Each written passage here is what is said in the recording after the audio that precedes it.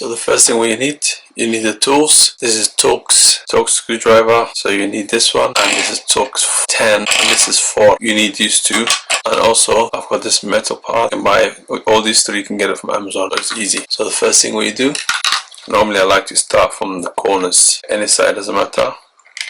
Just squeeze that in there. You're gonna feel little clicks and stuff. It's okay, it's normal. That's it. Once that's in, and you can just go around, get all the other clips out. Just push it out so the clicks, it comes off. The first time it's a little bit, it may seem like you're breaking it, but it's not. That's okay. On the other side now. I say once you manage to get a little bit, you just use your fingers anyway. So just go around it.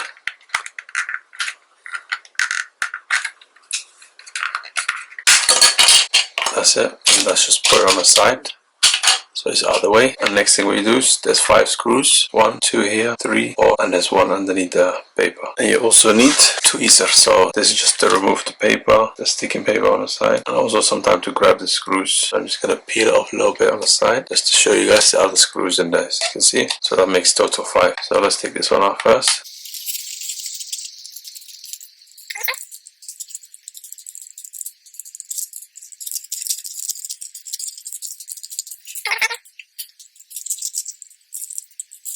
If this is your first time disassembling controller, just take your time and just flip it, as you can see. So that's it. Once that's done, flip it over, and then the top case should come out easily. Nothing else is holding. That's it. Put that one on the side. And the next thing what you need to do is just remove this top part. This top part will come off easily, but this in between, this part is holding it. This part in here, just lift it up because it's got a little.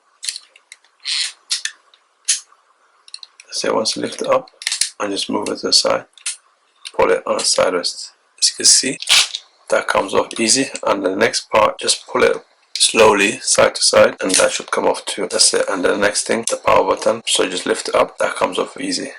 So make sure you put that one on the side so you don't lose the small parts. And now what you can do is you can lift it up, lift it up slowly. Nothing else is holding.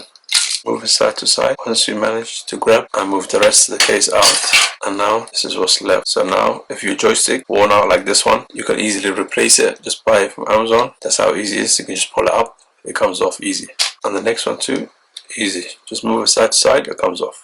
So let's flip it over. For example, if you want to change your DC jack, the charging port is not working, you can access it from here. If you don't have any experience with DC jacks, I suggest you take it to the shop. Even the mobile phone shops, they can repair it to DC jack because it's similar to the phone's charging port. And also the head jack, you can access it from here. So I'll show you how to change the head jack because the head jack is not connected to the motherboard. So to get access to the head jack, there's 2 screws that's holding, one on this side and one on the other side.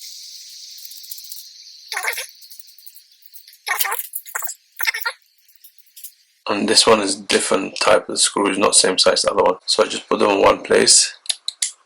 On the next one, and before you lift up the motherboard, this is the antennas underneath this. Just disconnect it. That's it. That comes out like that. Move it to the side. And the next one you do is 2 parts that's connected. One at the bottom motherboard and the top part. They connected together. So that's going to make it a little bit difficult. So just move it a little bit side to side so it comes off easily.